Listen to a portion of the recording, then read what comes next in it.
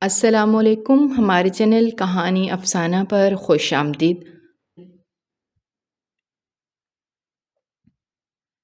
اپنے دشمن کی بیٹی کو یوں سرِ راہ روکتے تمہیں ڈر نہیں لگتا مہران؟ اپنی سبز جھیل سی آنکھیں مہران خانزادہ پر ٹکائے وہ بہت ہی دلچسپی سے سوال کر رہی تھی۔ میں نے کبھی ڈرنا نہیں سیکھا، وہ بھی دو بدو بولا، اسی لیے تو یوں دن دہاڑے سب کے سامنے تمہارا راستہ روکتا ہوں، صرف تمہیں دیکھنے کے لیے۔ باقی کے دن تم مجھے نظر ہی نہیں آتی، اپنی حویلی میں جا کر چھپ جاتی ہو۔ تمہیں مجھ سے اتنا ڈر لگتا ہے کیا؟ اس کی بات اسے لٹاتے اپنی گہری براؤن آنکھیں اس پر ٹکائے وہ پوچھ رہا تھا۔ میں بھی کسی سے نہیں ڈرتی، یہ کہہ کر پاؤں پٹکتے میرب وہاں سے نکل گئی۔ وہ جانتی تھی کہ یہ شخص کبھی نہیں سدھر سکتا۔ وہ پیدل ہی حویلی کی طرف جا رہی تھی۔ اسی وقت مہران خانزادہ نے اپنی جیپ سٹارٹ کی اور تیزی سے چلاتے ہوئے اس کے بالکل قریب آ کر روک دی۔ یوں پیدل جاؤ گی تو تمہارے نازک پاؤں تھک جائیں گے، آ جاؤ میں تمہیں چھوڑ دیتا ہوں، ذرا اپنے دشمنوں کا حال چال بھی جان لوں گا۔ چہرے پر نرم سی مسکراہٹ سجائے وہ کہہ رہا تھا۔ میرب نے بنا رکے اسے جواب دیا، میں دشمن کی گاڑی میں بیٹھنے کے بجائے مرنے کو ترجیح دوں گی۔ تم اپنے دل سے یہ خوش فہمی نکال دو کہ تم کبھی مجھے پا سکو گے۔ یہ کہہ کر اس نے اپنا رخ اندرونی گلیوں کی طرف موڑ دیا۔ پیچھے مہران سٹیئرنگ وہیل پر ہاتھ مار کر رہ گیا۔ جب بھی وہ میرب سے بات کرنا چاہتا تھا وہ یوں ہی اپنا راستہ بدل لیتی تھی۔ آخر یہ لڑکی اتنی اکھڑ مزاج کیوں ہے؟ ایک نہ ایک دن تو میں تمہیں حاصل کر کے رہوں گا میرب۔ اس نے دل ہی دل میں ارادہ باندھا اور جیپ کا رخ بڑی حویلی کی طرف کر دیا۔ اس نے کبھی نہیں سوچا تھا کہ سالوں پرانی دشمنی بھول کر وہ دشمنوں کی ہی بیٹی سے پیار کر بیٹھے گا۔ دونوں خاندان کٹر دشمنی میں مبتلا تھے، ایک دوسرے کا نام سننا بھی پسند نہیں کرتے تھے، اور یہاں یہ حال تھا کہ اس کا دل اس کے لیے بے تاب ہوتا تھا۔ اف میرب، تم میں آخر ایسا کیا ہے جو میں تمہارے لیے اتنا پاگل ہوتا جا رہا ہوں؟ اسے آج بھی وہ دن یاد تھا جب اس نے پہلی بار اسے ندی کے کنارے بیٹھے دیکھا تھا۔ بلکہ رات کہیں تو زیادہ ٹھیک رہے گا، کیونکہ شام کا اندھیرا چاروں طرف پھیل چکا تھا۔ گاؤں میں اکثر اس وقت لوگ اپنے گھروں میں رات کا کھانا تناول فرما رہے ہوتے تھے۔ اکا دکا لوگ ہی گاؤں کی سڑکوں پر نظر آتے تھے۔ مہران شہر سے تھکا ہارا واپس آ رہا تھا۔ جیپ کی ہیڈ لائٹس آن تھیں، انہی کی روشنی میں اسے ندی کے کنارے کسی کا سایہ نظر آیا۔ جیپ ایک سائڈ پہ کھڑی کر کے اس نے ہیڈ لائٹس آف کر دیں۔ آخر اتنی رات کو یہاں کون موجود ہے؟ کہیں کوئی ہمارے کھیتوں کو نقصان پہنچانے کے لیے تو نہیں آیا؟ اس کا دماغ فوراً سے اپنے دشمنوں کی طرف گیا۔ یہاں ان کے کافی کھیت موجود تھے اور دوسری طرف مالٹے کے باغ بھی تھے جن کی حفاظت کے لیے خاص بندوں کا انتظام کیا گیا تھا، کیونکہ ماضی میں اکثر ایسے واقعات ہو گئے تھے کہ دونوں حویلی والے ایک دوسرے کی فصل کو نقصان پہنچاتے تھے۔ اسی نقصان سے بچنے کے لیے اس سال مہران نے سختی سے سب کو ہدایت کی تھی کہ کوئی بھی کھیت کی سیکیورٹی کا کام کرنے میں کوتاہی نہ کرے، لیکن اب بھی یہاں کوئی موجود تھا۔ وہ دھیمے قدموں سے آہستہ آہستہ چلتے ہوئے اس شخص کی طرف آیا جس کا رخ ندی کی طرف تھا۔ اس نے فوراً اس کے منہ پر ہاتھ رکھا اور اپنے ہاتھ میں موجود ٹارچ آن کی۔ جیسے ہی اس وجود پر ٹارچ ڈالی تو سامنے کھڑی لڑکی کو دیکھ کر وہ حیرت کا شکار ہوا۔ فوراً سے اس کے منہ سے ہاتھ ہٹایا۔ تم کون ہو اور یہاں ہمارے کھیتوں میں کیا کر رہی ہو؟ وہ حیرت سے سوال کر رہا تھا۔ سامنے کھڑی میرب کو کچھ سمجھ نہیں آیا کہ وہ کیا جواب دے۔ وہ اچھے سے جانتی تھی کہ مہران خانزادہ اسے نہیں پہچانتا، لیکن مہران کو بہت اچھے سے پہچانتی تھی۔ اس کے قصے گاؤں میں مشہور تھے اور گاؤں کی ہر دوسری لڑکی اس کے بارے میں بات کرتی تھی۔ اب کیا کھڑی یوں ہی گھورتی رہو گی یا پھر کچھ کہو گی بھی؟ مہران نے اب اس کی آنکھوں کی طرف دیکھتے ہوئے کہا اور ایک دم سے ٹھٹک گیا۔ اس کی جھیل جیسی آنکھیں دیکھ کر وہ مسمرائز ہوا تھا۔ میرب کے بال بھی سنہری تھے۔ اسے یوں لگا جیسے پرستان سے کوئی پری آ کر اس کے سامنے کھڑی ہو گئی ہو۔ مہران نے بے ساختہ اس کے بالوں کو چھونا چاہا۔ وہ محسوس کرنا چاہتا تھا کہ وہ کتنے نرم ہیں، لیکن اس نے بمشکل اپنے آپ کو روکا۔ وہ کسی انجان لڑکی کو یوں چھو کر اپنا کردار مشکوک نہیں بنانا چاہتا تھا۔ زندگی میں وہ پہلی بار میرب کو دیکھ رہا تھا، اور یہ پہلی بار ہی تھا جب میرب نے اس کا دل اپنے قبضے میں کر لیا تھا۔ میرب بنا اسے کوئی جواب دیے چپ چاپ وہاں سے چلی گئی، اور اس کے جانے کے 2-3 منٹ بعد اسے احساس ہوا کہ وہ تو کب کی جا چکی ہے۔ مہران سر جھٹکتا جیپ کی طرف آیا۔ حویلی پہنچنے تک اس کی نگاہوں کے سامنے صرف اسی کا چہرہ تھا۔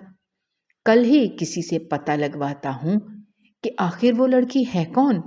دل ہی دل میں ارادہ کرتا ہوا جیپ سے اترا، حویلی کا کداور دروازہ کھولا، اندر داخل ہوا تو حویلی اندھیرے میں ڈوبی ہوئی تھی۔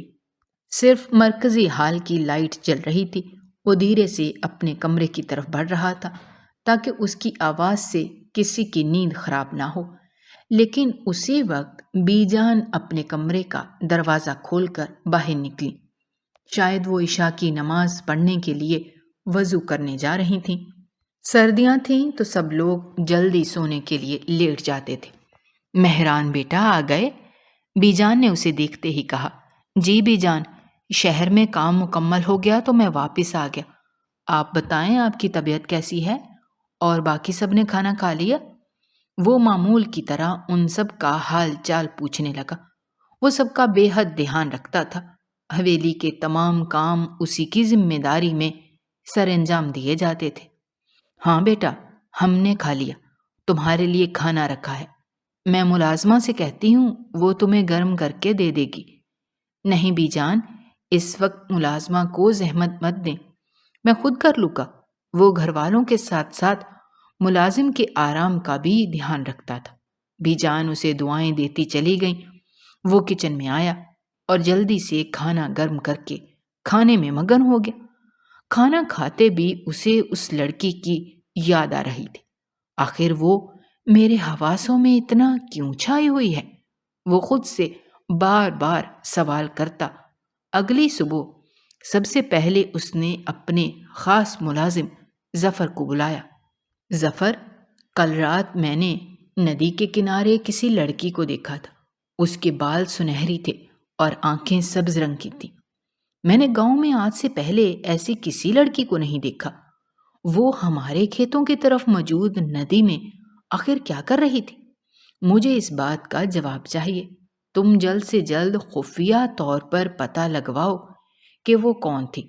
اس نے ظفر کو ہدایت کی۔ کھیتوں کا بہانہ تو اس نے ویسے ہی بنایا تاکہ وہ کوئی غلط مطلب نہ نکالے۔ وہ عام سرداروں کی طرح عیاش پسند نہیں تھا، بلکہ کافی ذمہ دار ثابت ہوا تھا۔ اس لیے گاؤں کا ہر شخص اسے پسند کرتا تھا، سوائے چھوٹی حویلی والوں کے۔ کبھی چھوٹی حویلی اور بڑی حویلی والے دونوں خاندانوں کے بیچ بہت اچھی دوستی تھی۔ میرب کے والد اور مہران کے والد دونوں آپس میں بچپن کے دوست تھے۔ میرب کی ایک پھوپھو تھی جن کی شادی مہران کے چاچو سے طے ہو گئی تھی۔ بچپن کی منگنی تھی، اور یہاں بچپن کی منگنیوں کو بہت زیادہ اہمیت دی جاتی تھی۔ لیکن بڑے ہو کر وہ اپنے ایک کزن کے ساتھ بھاگ گئیں، اور اس بات پر سب گاؤں والوں کے سامنے مہران کے چچا کی کافی بے عزتی ہوئی تھی۔ وہ اس صدمے کو برداشت نہ کر پائے اور موت کو گلے لگا لیا۔ اس دن کے بعد سے دونوں خاندانوں کے بیچ کا رشتہ ٹوٹ گیا اور دشمنی میں بدل گیا۔ نہ تو کوئی وہاں سے آیا اور نہ یہاں سے وہاں گیا۔ یہی وجہ تھی کہ مہران نے کبھی بھی میرب کو نہیں دیکھا تھا، نہ ہی اس کا نام سنا تھا۔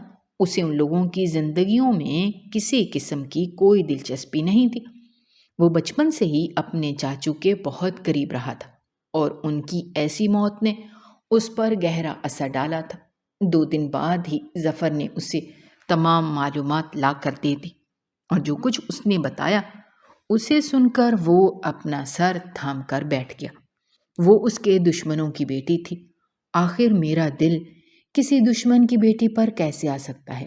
نہیں، ایسا بالکل نہیں ہو سکتا۔ ہو سکتا ہے میں وقتی طور پر اس سے متاثر ہوا ہوں، وہ خوبصورت بھی تو بہت ہے۔ اس نے اپنے آپ کو جھٹلانے کی کوشش کی، لیکن پھر اس کے دل نے کہا، خوبصورت تو مینے بھی بہت ہے۔ مینے اس کے خالہ کی بیٹی تھی اور اسے بہت پسند کرتی تھی، لیکن وہ اس سے شادی نہیں کرنا چاہتا تھا کیونکہ وہ اسے صرف اپنی چھوٹی بہن سمجھتا تھا۔ لیکن نہ جانے میرب میں ایسی کیا اٹریکشن تھی کہ وہ اسے بھول ہی نہیں پا رہا تھا۔ اب اس کے بارے میں سب جاننا چاہتا تھا۔ اسے پتا چلا تھا کہ میرب شہر میں یونیورسٹی میں پڑھتی ہے اور ہاسٹل میں رہتی ہے، کبھی کبھار ہی گاؤں آتی ہے۔ اس رات وہ ندی کنارے کیا کر رہی تھی، اس بات کا جواب تو اسے نہیں مل سکا، لیکن اب نہ جانے کیوں ہر رات وہ ندی کے پاس جا کر بیٹھ جاتا اور اس کا انتظار کرتا رہتا۔ لیکن اس دن کے بعد میرب وہاں کبھی نہیں آئی تھی۔ ایک دن وہ شہر کسی کام سے گیا تو نہ جانے کیا سوچ کر اس نے اپنی گاڑی کا رخ اس یونیورسٹی کی طرف کر دیا۔ وہ جانتا تھا کہ وہ کون سے ڈپارٹمنٹ میں پڑھتی ہے۔ وہ یونیورسٹی میں آیا اور اس کے ڈپارٹمنٹ پہنچ گیا۔ خود اس نے بھی اسی یونیورسٹی سے ماسٹرز کیا تھا۔ وہ اچھے سے یونیورسٹی کے چپے چپے سے واقف تھا۔ اس کے ڈپارٹمنٹ کے باہر کھڑے ہو کر وہ ایک ٹیچر سے بات چیت کر رہا تھا جنہیں وہ جانتا تھا۔ اسی وقت میرب اپنے دوستوں کے ساتھ کلاس روم سے باہر نکلی۔ اسے وہاں کھڑے دیکھ کر ایک دم چونکی۔ رابعہ نے اس سے کہا، یوں رک کیوں گئی ہو؟ نہیں یار، کچھ نہیں، تم لوگ چلو میں آتی ہوں۔ مہران نے بھی اسے وہاں رکتے دیکھ لیا تھا۔ وہ جلدی جلدی ٹیچر سے بات کر کے اس کی طرف آیا، مسکراتے ہوئے بولا، کیسی ہیں مس میرب؟ آپ کو یہاں دیکھ کر اچھا لگا۔ ویسے سنا تھا کہ چھوٹی حویلی والے لڑکیوں پر خوب پابندی لگاتے ہیں۔ آخر میں اس کا لہجہ طنزیہ ہو گیا۔ میرب نے غصے سے اس کی طرف دیکھا۔ تم ہوتے کون ہو ہمارے بارے میں بات کرنے والے؟ تم لوگ کون سا اپنی لڑکیوں کو پڑھنے کے لیے شہر بھیجتے ہو؟ مجھے تو پھر بھی میرے بابا نے یہاں بھیجا ہے۔ وہ بھی دو بدو بولی۔ تم کتنی زبان چلاتی ہو؟ تمہاری تو صرف شکل ہی خوبصورت ہے، لیکن زبان حد سے زیادہ خراب ہے۔ مہران تنک کر بولا۔ آج تک کسی نے اس کی آگے زبان نہیں چلائی تھی، اسی لیے وہ کیسے برداشت کر سکتا تھا؟ ویسے تم یہاں کیا لینے آئے ہو؟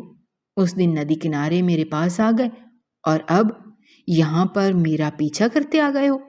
میں نے سنا تھا کہ تم میرے بارے میں تحقیقات کروا رہے تھے۔ کیا ملا تمہیں تحقیق کروا کے؟ یہی نا کہ میں تمہارے دشمن کی بیٹی ہوں، تو اب میرے راستے سے ہٹ جاؤ۔ اسے ایک طرف دھکیلتے ہوئے وہ خود وہاں سے نکل گئی۔ مہران اس کی پشت کو دیکھ کر رہ گیا۔ تم میرے دشمن کی بیٹی ہو، لیکن پھر بھی میرے دل پر قابض ہو، وہ دھیرے سے بڑبڑایا۔ میرب، تمہارا سیمسٹر ختم ہونے والا ہے، اس کے بعد تم یونیورسٹی کے پیپرز کے لیے ہی جاؤ گے۔ اب ہم تمہارے لیے رشتہ ڈھونڈ رہے ہیں، جلد تمہاری شادی کر دی جائے گی۔ اب مزید پڑھائی کے نام پر شادی سے انکار مت کرنا۔ وہ حویلی پہنچی ہی تھی کہ مورے نے اسے اپنے پاس بلایا اور سختی سے ہدایت کی۔ پچھلے 2 سال سے وہ اس کی پڑھائی ختم ہونے کا انتظار کر رہی تھی۔ اکلوتی ہونے کا اس نے بہت فائدہ اٹھایا تھا۔ اپنے بابا سے ضد کر کے شہر کی یونیورسٹی میں داخلہ لیا اور پڑھنے کے لیے آئی۔ اب یہ اس کا لاسٹ سیمسٹر تھا اور اس کے بعد اس کی پڑھائی بھی چھوٹ جانی تھی۔ وہ جانتی تھی کہ اب اس کا کوئی بہانہ نہیں چلے گا۔ وہ ماضی میں جو اس کی پھپھو نے کیا تھا، اس کی وجہ سے حویلی کی لڑکیوں کو مزید پڑھنے کی اجازت نہیں ملی تھی۔ صرف ایک وہی تھی جسے پڑھائی کی اجازت مل گئی تھی۔ وہ اپنے بابا کا مان نہیں توڑنا چاہتی تھی۔ شہر میں بہت سے لڑکوں نے اسے پھنسانے کی اور افیئر چلانے کی کوشش کی تھی، لیکن اس نے سب کو منع کر دیا، کسی کو بھی گھاس نہ ڈالی۔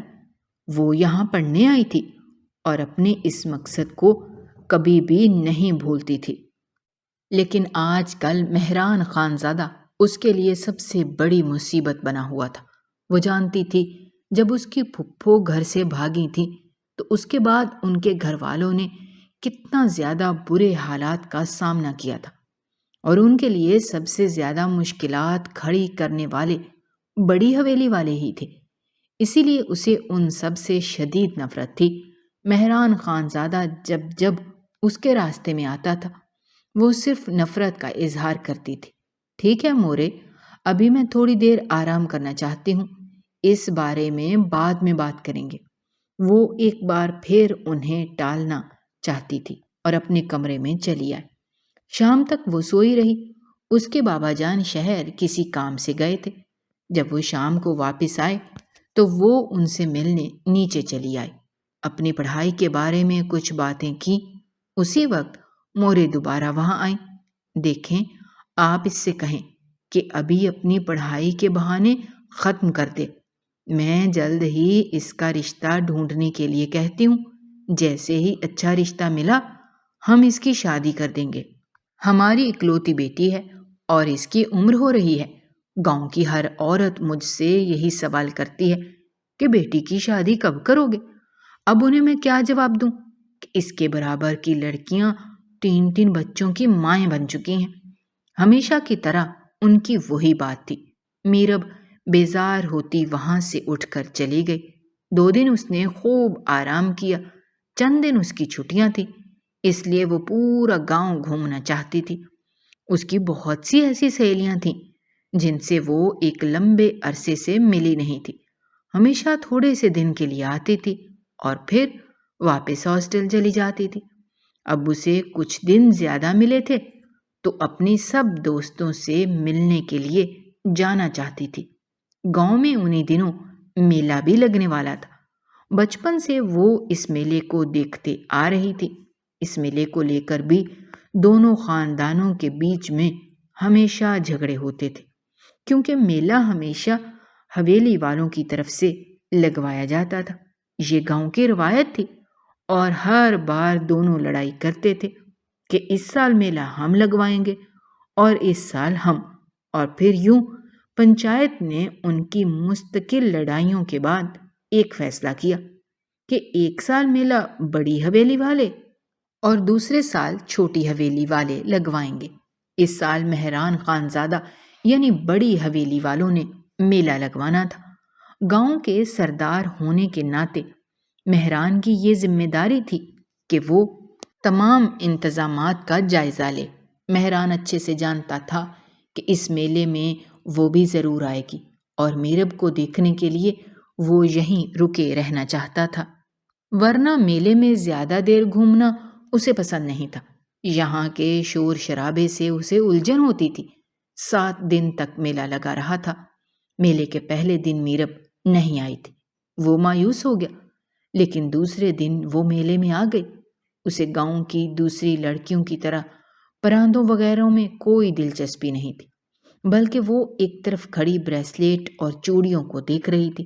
اسی وقت مہران آگے بڑھا اور اس کے ہاتھ کے بالکل قریب رکھی کالے رنگ کی چوڑیاں اٹھائیں۔ یہ تم پر بہت اچھی لگیں گی، انہیں پہننا۔ یہ کہتے ہوئے اس نے میلے والے کی طرف کچھ پیسے بڑھائے اور وہ چوڑیاں اسے تھما کر چلا گیا۔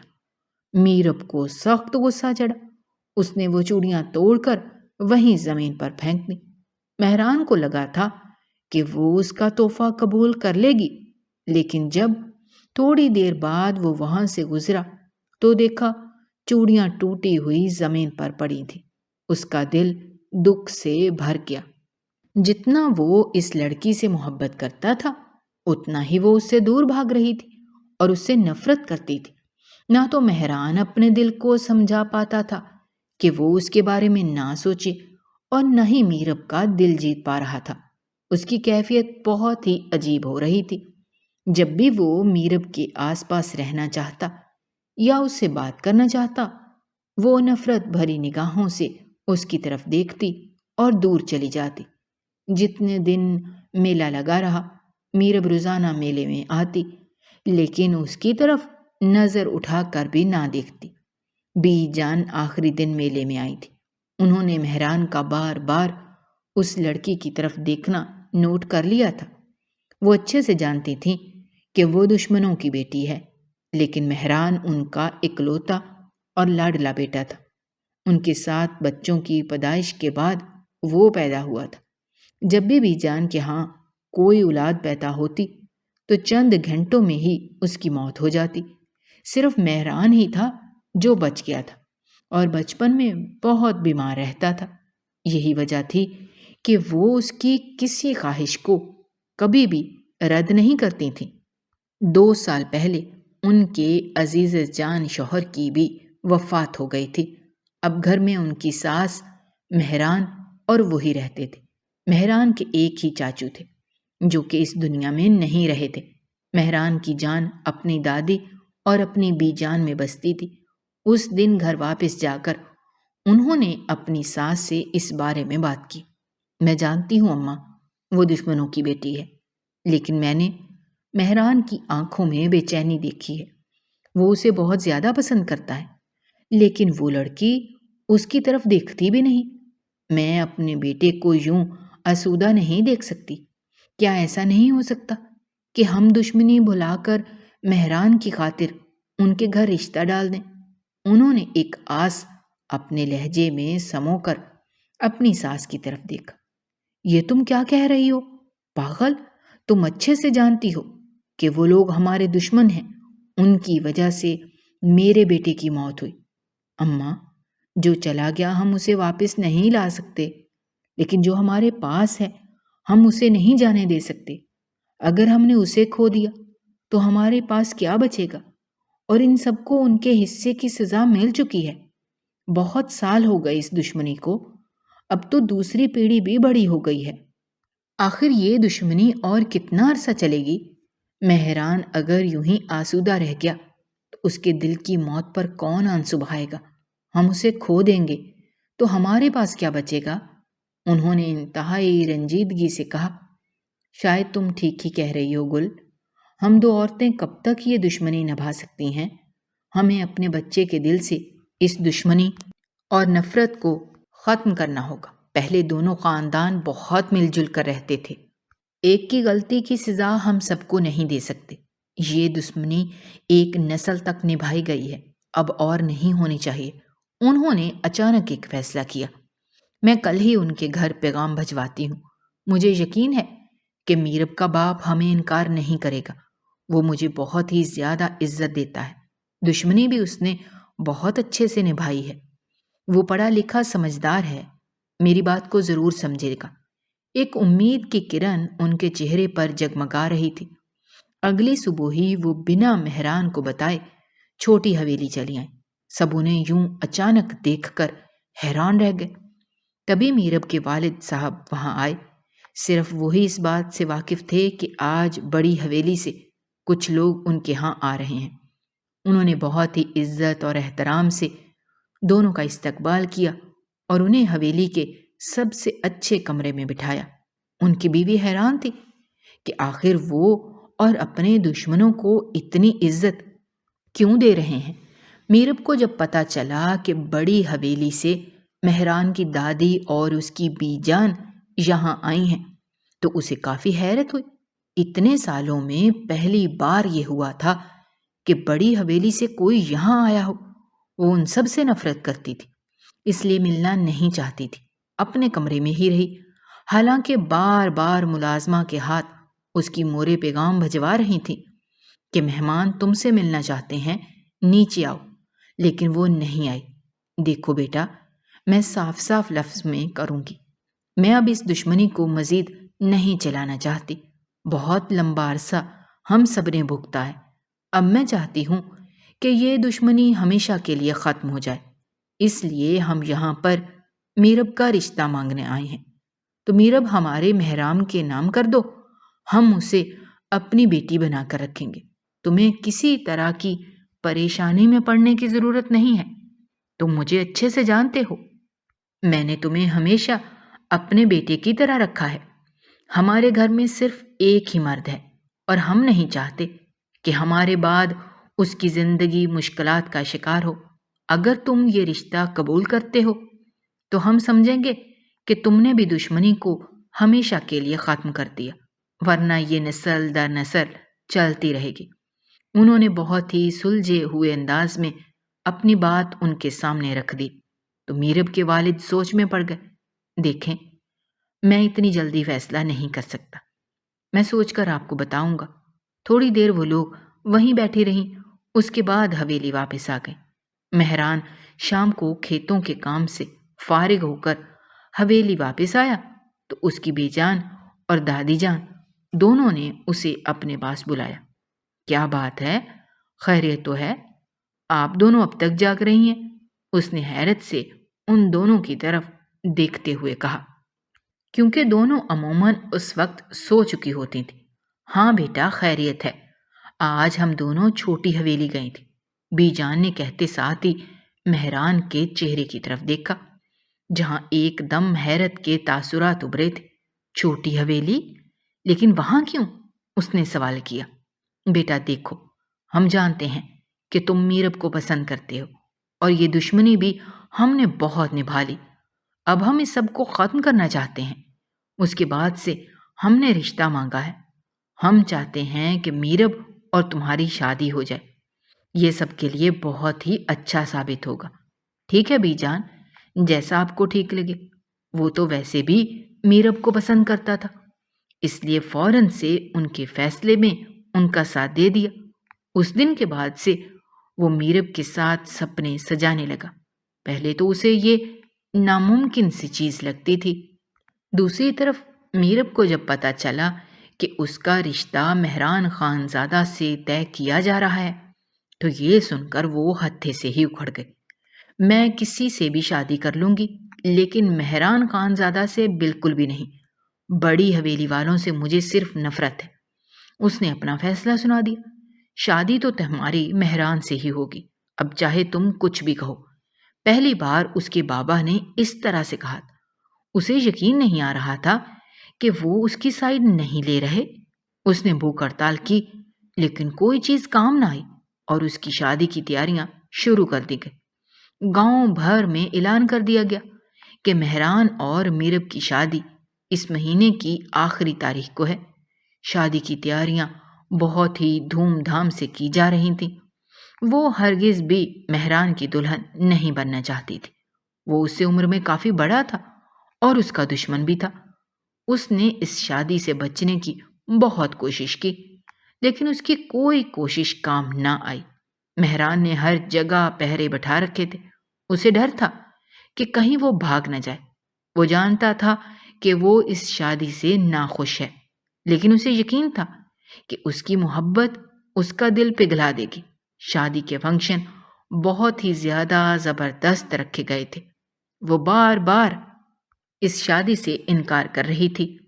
تبھی اس کے بابا نے ایک فیصلہ کیا اور بڑی حویلی ایک پیغام بھجوایا کہ وہ شادی سے پہلے ہی نکاح کرنا چاہتے ہیں تاکہ اس کے بھاگنے کی تمام راہیں مسدود کر دیں۔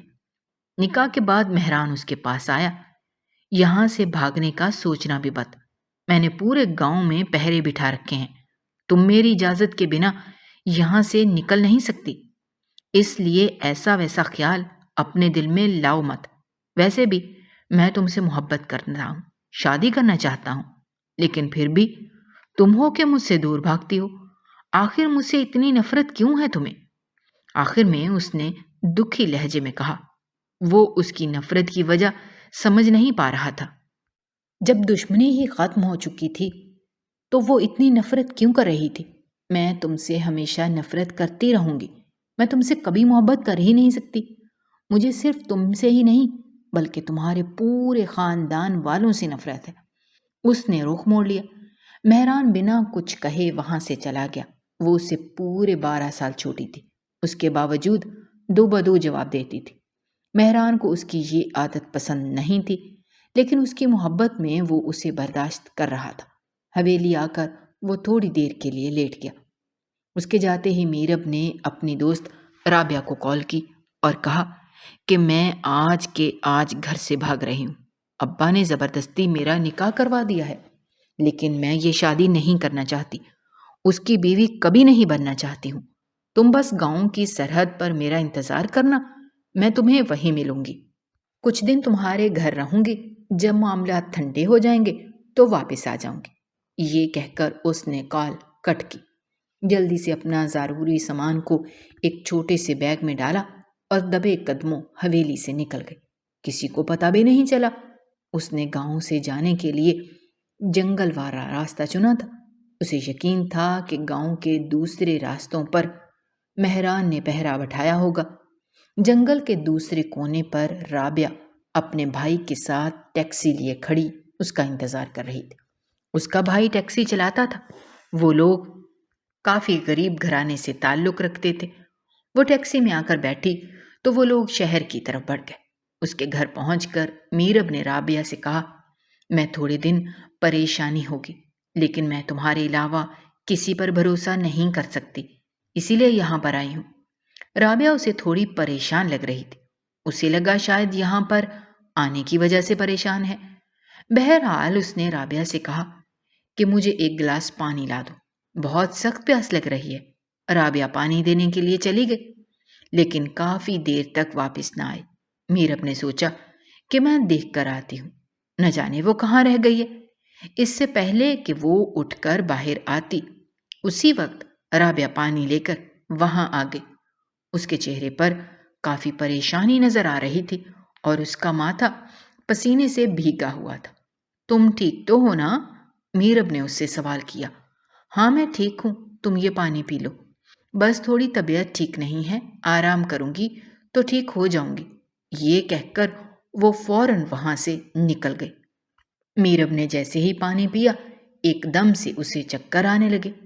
یہ مجھے چکر کیوں آ رہے ہیں رابعہ؟ تم نے پانی میں کیا ملایا تھا؟ وہ اسے آواز دے کر پوچھنے لگی، لیکن اسے کوئی جواب نہیں مل رہا تھا۔ تھوڑی دیر میں وہ بے ہوش ہو گئی۔ جب دوبارہ اس کی آنکھ کھلی تو وہ ایک اندھیرے کمرے میں تھی۔ اسی وقت اسے احساس ہوا کہ وہ اس کمرے میں بالکل اکیلی ہے۔ کمرہ کافی بڑا اور عالی شان سا لگ رہا تھا۔ جس بیڈ پہ وہ لیٹی تھی وہ کافی بڑا اور نرم تھا۔ یہ میں کہاں ہوں؟ میں تو رابعہ کے گھر میں تھی۔ وہ سوچوں میں مبتلا تھی۔ اسی وقت کمرے کا دروازہ کھلا اور کوئی اندر داخل ہوا۔ لائٹ آن کی۔ ایک دم روشنی کی وجہ سے اس کی آنکھیں چندیا گئیں۔ اس نے دوبارہ آنکھیں کھول کر دیکھا تو اس کے سامنے مہران خانزادہ تھا۔ میں نے تمہیں ڈھونڈ لیا مائی لٹل وائف۔ اس کے قریب آتے وہ چہرے پہ ایک پرسرار سی مسکراہٹ سجائے بولا۔ مہران کو اپنے سامنے دیکھتے اس کا حلق خشک ہوا تھا۔ وہ اس کے ہاتھ نہیں لگنا چاہتی تھی۔ وہ جانتی تھی اگر ایک بار بھاگنے کے بعد وہ اس کے ہاتھ لگ گئی تو وہ اس کے ساتھ کیسا سلوک کرے گا۔ لیکن آخر میں یہاں تک کیسے پہنچی؟ میں تو رابعہ کے گھر پر تھی۔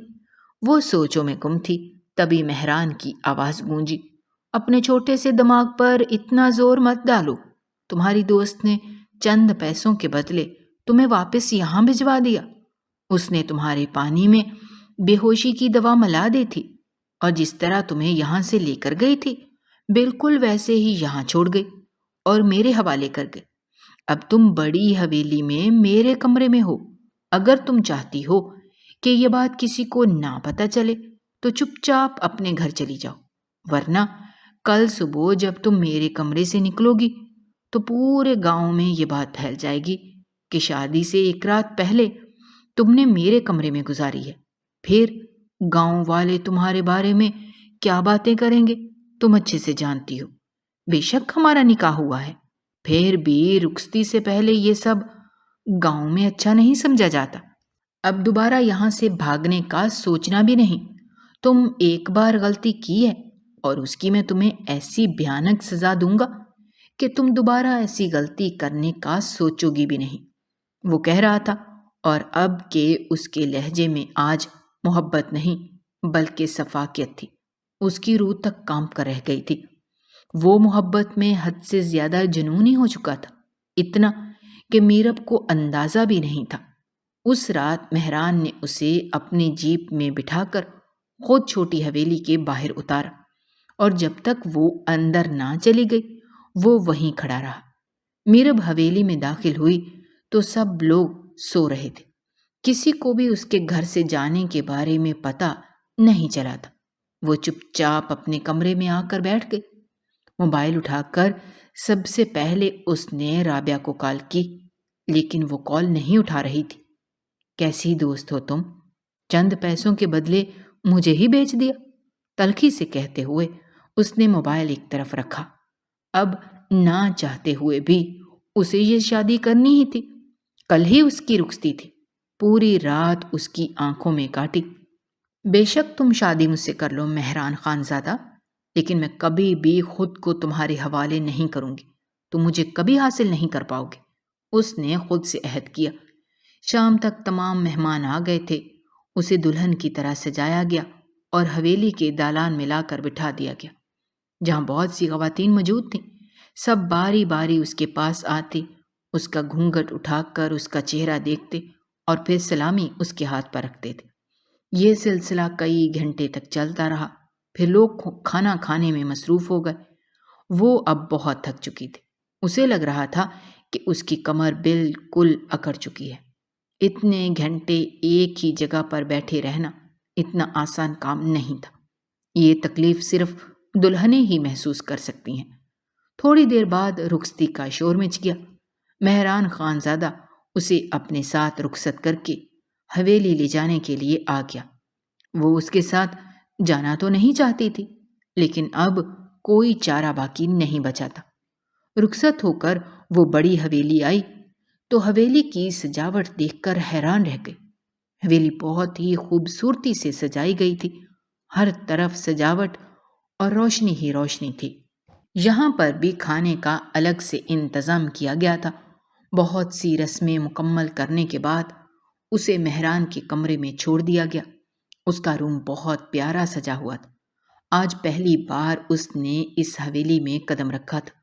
حویلی تو بہت ہی خوبصورت تھی، لیکن یہاں رہنے والے لوگ اسے بالکل بھی پسند نہیں تھے۔ وہ مہران کے انتظار میں بالکل بھی نہیں بیٹھنے والی تھی۔ فوراً سے اٹھی اور چینج کرنے لگی۔ ابھی وہ ڈریسنگ روم میں داخل ہی ہوئی تھی کہ اسی وقت دروازہ کھلا اور مہران اندر داخل ہوا۔ اس نے اسے ڈریسنگ روم میں جاتے ہوئے دیکھ لیا تھا۔ اس سے پہلے کہ وہ ڈریسنگ روم کا دروازہ بند کرتی، مہران تیزی سے آیا اور اپنا پاؤں اٹکا دیا۔ کیا کہہ رہی ہو تم؟ اتنی جلدی چینج کیوں کر رہی ہو؟ بھول گئی ہو کہ دلہن ہو؟ میں نے ابھی تمہیں ٹھیک سے دیکھا بھی نہیں۔ چلو وہاں بیٹھو۔ اس کا ہاتھ پکڑے اسے بیڈ پہ لے آیا اور اپنے سامنے بٹھا دیا۔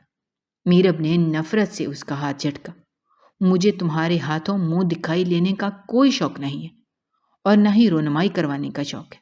تم چاہو تو کسی اور سے شادی کر سکتے ہو، مجھے تمہاری کوئی پرواہ نہیں۔ میں تمہارے ساتھ نہیں رہنا چاہتی۔ یہ حویلی نہیں بلکہ میرے لیے ایک قید خانہ ہے۔ میں نے کہا تھا نا مہران خان زادہ، تم مجھے کبھی بھی حاصل نہیں کر پاؤ گے۔ اس کی آنکھوں میں دیکھتے چبا چبا کر بول رہی تھی۔ اس کا اتنا غرور مہران کو اچھا نہیں لگا۔ ابھی تم بہت زبان چلا رہی ہو، لیکن اپنا حق تم سے لوں گا تب دیکھوں گا تمہاری زبان کیسے چلتی ہے۔ تب تم بالکل خاموش رہو گے۔ میں نے تم سے کہا تھا نا کہ تمہیں ایک بھیانک سزا کے لیے تیار رہنا ہے۔ ایک بار میں تمہیں اپنا بنا لوں، اس کے بعد تم یہاں سے نکلنے کا کبھی سوچ بھی نہیں سکو گی۔ اس حویلی سے نکلنا اتنا آسان نہیں ہے جتنا تم سوچ رہی ہو۔ کہتے ساتھ ہی اس نے سائیڈ دراز کھولی اور ایک کیس نکالا۔ اس کے اندر بہت ہی خوبصورت بریسلیٹ تھا جس میں ہیرے جڑے ہوئے تھے۔ وہ بریسلیٹ اس نے میرب کی کلائی میں پہنایا تو جیسے اس کی کلائی سج سی گئی۔ میرب کو لگا جیسے اس کی کلائی جل رہی ہے۔ وہ اس شخص کا لمس بھی محسوس نہیں کرنا چاہتی تھی۔ یہ تمہاری منہ دکھائی کا تحفہ ہے، اور اب یہ ساری زندگی تمہارے ہاتھ پہ رہنا چاہیے، اور اب تم تیار ہو جاؤ اپنی سزا کے لیے۔ اس نے لائٹ آف کر دی اور پھر میرب کے لاکھ انکار پر بھی وہ نہ مانا اور اپنا حق لے کر ہی ٹلا۔ میرب نے باقی ساری رات سسکتے گزاری تھی۔ وہ تو بنا اجازت اپنی کوئی چیز بھی کسی کو چھونے نہیں دیتی تھی، اور یہاں یہ شخص سزا کے طور پر اسے اس کا اپنا پن ہی چھین گیا تھا۔ اس کے آنسو تھے کہ تھمنے کا نام ہی نہیں لے رہے تھے۔ اتنی بے بسی اس نے زندگی میں کبھی محسوس نہیں کی تھی۔ اگلی صبح روایت کے مطابق اس کے والدین کے گھر سے اس کے لیے ناشتہ آیا تھا۔ مارے باندھے اس نے چند نوالے کھائے۔ بی جان بہت ہی غور سے اس کی سوجی ہوئی آنکھوں کو دیکھ رہی تھیں۔ پھر ناشتے سے فارغ ہو کر انہوں نے مہران کو اپنے روم میں بلایا۔ جی بی جان، کوئی کام تھا؟ آپ نے مجھے صبح سویرے بلایا؟ ہاں، تم یہاں بیٹھو۔ انہوں نے اپنے سامنے مسہری پر بیٹھنے کا اشارہ کیا تو وہ تابیداری سے وہاں بیٹھ گیا۔ بیٹا، کیا بات ہے؟ کیا میرب اپنے اس رشتے کو قبول نہیں کیا؟ مجھے اس کا موڈ ٹھیک نہیں لگ رہا تھا۔ ایسا لگ رہا ہے جیسے وہ اس شادی سے خوش نہیں ہے۔ دیکھو، اب دشمنی ختم ہو گئی ہے۔ تم بھی اپنے دل میں کوئی کینہ مت رکھنا۔ وہ لڑکی ہے، تھوڑے عرصے میں سنبھل جائے گی۔ وہ اپنے پھپھو کے بہت قریب تھی اور میں نے یہ بھی سنا ہے کہ ان کی موت کے بعد سے وہ ایسی ہو گئی ہے۔ وہ ہمیں اس سب کا ذمہ دار سمجھتی ہے۔ تم اسے تھوڑا ٹائم دو، کوئی زور زبردستی مت کرنا۔ وہ دبے لفظوں میں جو اسے سمجھانا چاہ رہی تھی وہ اچھے سے سمجھ رہا تھا۔ ان سے بات کر کے وہ اوپر آیا۔ وہ رخ موڑے بیڈ پہ لیٹی تھی۔ چند پل وہ اسے دیکھتا رہا، پھر اسے مخاطب کرنے کا ارادہ کر کے ڈریسنگ پہنچنے کی طرف چلا گیا۔ چینج کر کے وہ اپنے ڈیرے پر آیا جہاں اس کے کچھ دوست بیٹھے اس کا انتظار کر رہے تھے۔ شام تک وہ ان کے ساتھ مصروف رہا۔ 2 دن بعد ان لوگوں کا ولیمہ تھا۔ اس ولیمے کے سارے انتظامات بھی دیکھنے تھے۔ 2 دن وہ کافی مصروف رہا۔ میرب سے بات کرنے کا موقع ہی نہیں ملا۔ جب وہ گھر آتا تو وہ سو چکی ہوتی اور صبح جب وہ اٹھ کر جاتا تب بھی وہ سو رہی ہوتی تھی۔ جب سارے انتظامات ہو گئے اور ان کے ولیمے کا دن آیا تو اچھے سے تیار ہوا۔ اس کے چہرے پر ایک پرسکون مسکراہٹ تھی، لیکن پھر اسے خبر ملی کہ میرب تیار ہونے کو راضی نہیں ہے۔ وہ اوپر کمرے میں آیا اور لڑکیوں کو نیچے بھیج دیا جو اسے تیار کر رہی تھی۔ کیا بات ہے، تم ولیمہ اٹینڈ نہیں کرنا چاہتی؟ حالانکہ تمہارا ہی ولیمہ ہے۔ تمہارے گھر والے پوچھیں گے تو میں کیا کہوں گا؟ اور تمہارے بابا نے ابھی کال کی تھی۔ اپنے بابا کا نام سن کر اسے ایک دم سے اس کی آنکھوں سے آنسو نکل آئے اور وہ چپ چاپ تیار ہونے لگی۔ ان کی خاطر وہ کچھ بھی برداشت کرنے کو تیار ہو جاتی تھی۔ وہ مسکراتے ہوئے نیچے چلا آیا۔ اس نے جان بوجھ کر اس کے بابا کا ذکر کیا تھا۔ وہ جانتا تھا کہ اس کی سب سے بڑی کمزوری وہی ہے۔ ولیمہ شاندار رہا تھا، لیکن سارا وقت وہ خاموش اور اداس رہی۔ وہ اتنی خوبصورت لگ رہی تھی کہ مہران کو اس کی وجہ سے پسند نہیں آئی۔ وہ چاہتا تھا کہ وہ مسکرائے، لیکن اب وہ اسے وقت دے رہا تھا۔ اور تمہارے بابا نے بھی ابھی کال کی تھی۔ ولیمہ ختم ہونے کے بعد وہ سب لوگوں کو خدا حافظ کہتا حویلی چلایا۔ بی جان سونے کے لیے چلی گئی تھی۔ میرب بھی اپنے کمرے میں بیٹھی تھی۔ اسے لگا کہ وہ چینج کر کے سو چکی ہوگی، لیکن جب وہ کمرے میں آیا تو وہ چپ چاپ ایک کونے میں بت بنی بیٹھی تھی۔ کیا ہوا؟ تمہاری طبیعت تو ٹھیک ہے؟ اس کے قریب آتی اس نے اس کا ماتھا چوما، لیکن اس نے کسی طرح کا کوئی ری ایکشن نہیں دیا۔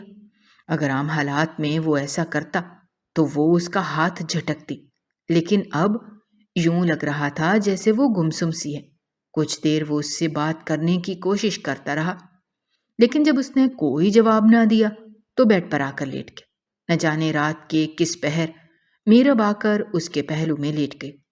1 ہفتہ یوں ہی گزر گیا۔ میرب کسی چیز میں دلچسپی نہیں لے رہی تھی، لیکن اس دن مہران کے ایک بہت ہی اچھے دوست نے ان دونوں کو ڈنر پر انوائٹ کیا۔ وہ شہر میں ہی رہتا تھا۔ گاؤں سے شہر کا فاصلہ تقریباً 2 گھنٹے کا تھا۔ مہران نے اسے دن میں ہی تیار ہونے کا کہہ دیا تھا، مگر جب شام کو وہ ڈیرے سے واپس آیا تو دیکھا وہ ہنوز ویسے ہی بیٹھی تھی۔ اس دن مہران کو غصہ آیا۔ اس نے اس کا بازو پکڑ کر اسے ڈریسنگ روم کی طرف دھکیلا۔ 5 منٹ ہیں تمہارے پاس، جلدی سے تیار ہو کر نیچے آؤ، میں تمہارا ویٹ کر رہا ہوں، ورنہ میں خود۔ اتنا کہتے ہی وہ جملہ ادھورا چھوڑ کر نیچے چلا گیا۔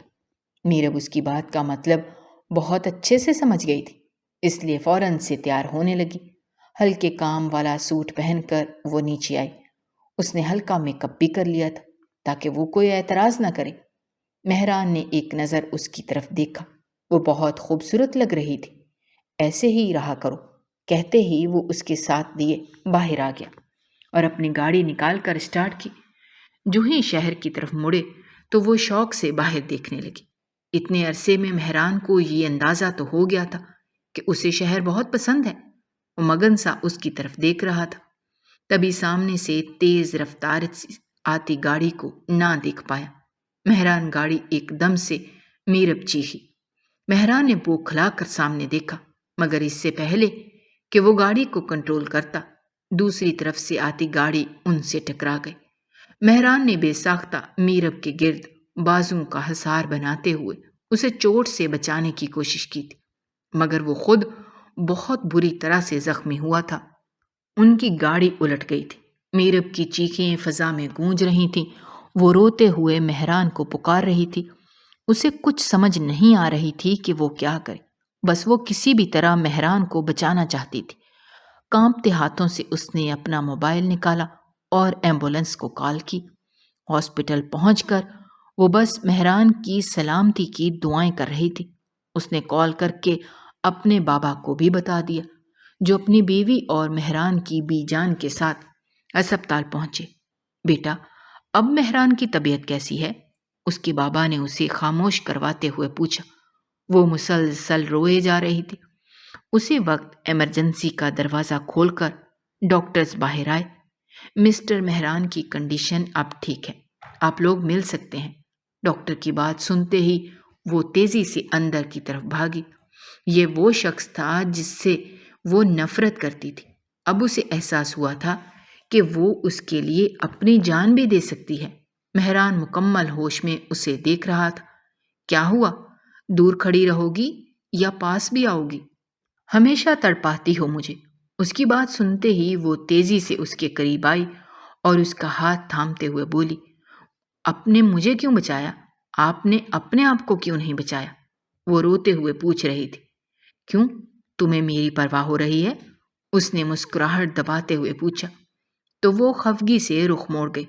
ادھر میری طرف دیکھ کر بات کرو نا۔ مہران نے اس کا چہرہ اپنی طرف موڑا۔ مہران، میں آپ سے بہت محبت کرتی ہوں، کبھی بھی مجھے خود سے دور مت کہیے گا، چاہے کچھ بھی ہو جائے۔ اس نے نہایت سنجیدگی سے اس کا ہاتھ تھامتے ہوئے کہا۔ تو مہران خوشی سے پاگل ہو گیا۔ لٹل وائف، تمہارے منہ سے یہ اقرار سننے کے لیے میں نے کتنا انتظار کیا، تم سوچ بھی نہیں سکتی۔ میں وعدہ کرتا ہوں کبھی تمہیں تکلیف نہیں پہنچاؤں گا، نہ ہی تمہاری مرضی کے بنا تمہیں ہاتھ لگاؤں گا۔ بس تم یوں ہی مسکراتی رہا کرو، اچھی لگتی ہو۔ مہران نے اس کی روشن مسکراہٹ کی طرف دیکھتے ہوئے کہا تو وہ کھلکھلا کر بے ساختہ ہنس پڑی۔ باہر کھڑے اس کے بابا جان اور باقی لوگوں نے جب اس کی ہنسی کی آواز سنی تو اپنے فیصلے پر پرسکون ہو گئے۔ اگر آپ کو ہماری کہانیاں پسند آ رہی ہیں تو ہمارے چینل کو سبسکرائب کرنا مت بھولیے گا۔ شکریہ۔